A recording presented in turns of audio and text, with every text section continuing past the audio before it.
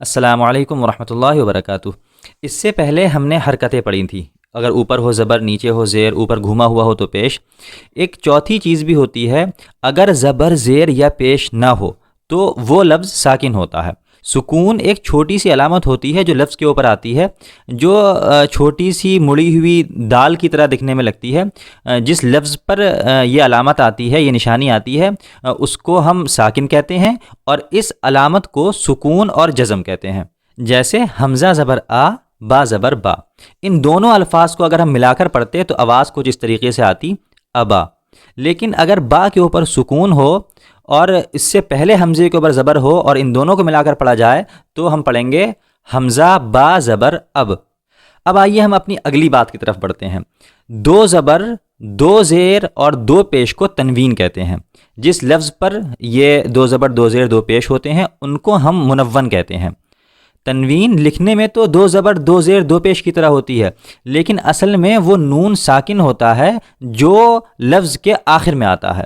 جیسے مثال کے طور پر میم دو زبر کیا پڑھیں گے؟ من، میم دو زیر من، میم دو پیش من۔ اسی طرح اگر میم نون کے ساتھ لکھا ہوا ہو اور نون پر سکون ہو تب بھی ہم اسے اسی طرح پڑھیں گے، میم نون زبر من، میم نون زیر من، میم نون پیش من۔ تو ہمیں پتہ یہ چلا کہ دو زبر، دو زیر، دو پیش اور نون ساکن ایکول ایک ہی چیزیں ہوتی ہیں۔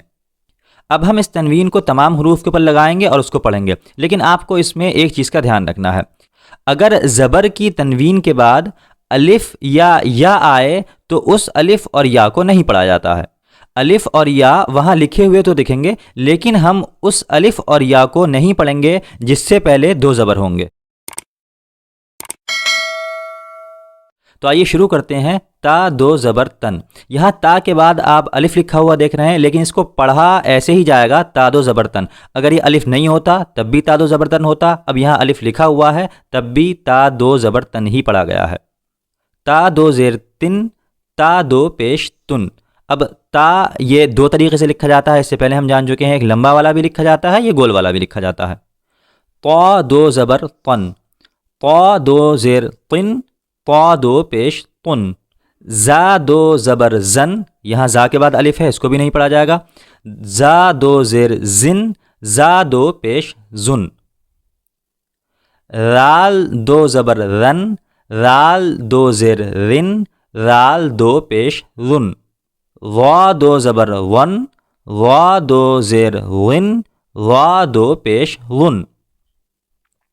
ثا دو زبر ثن، ثا دو زیر ثن، ثا دو پیش ثن۔ سین دو زبر سن، سین دو زیر سن، سین دو پیش سن۔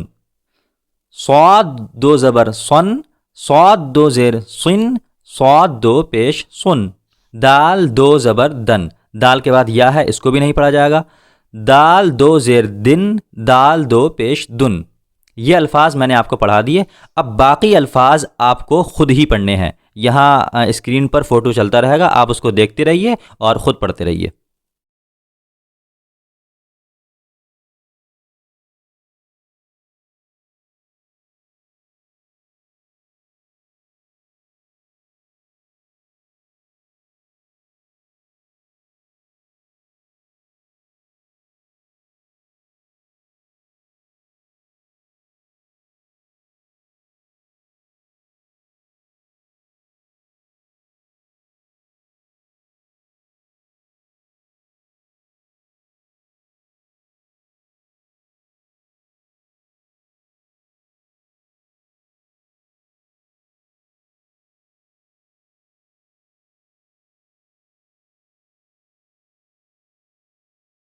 ہمارا آج کا درس پورا ہوا، انشاءاللہ اگلے درس سے ملاقات ہوتی ہے، تب تک کے لیے خدا حافظ، خوش رہیں، آباد رہیں، السلام علیکم۔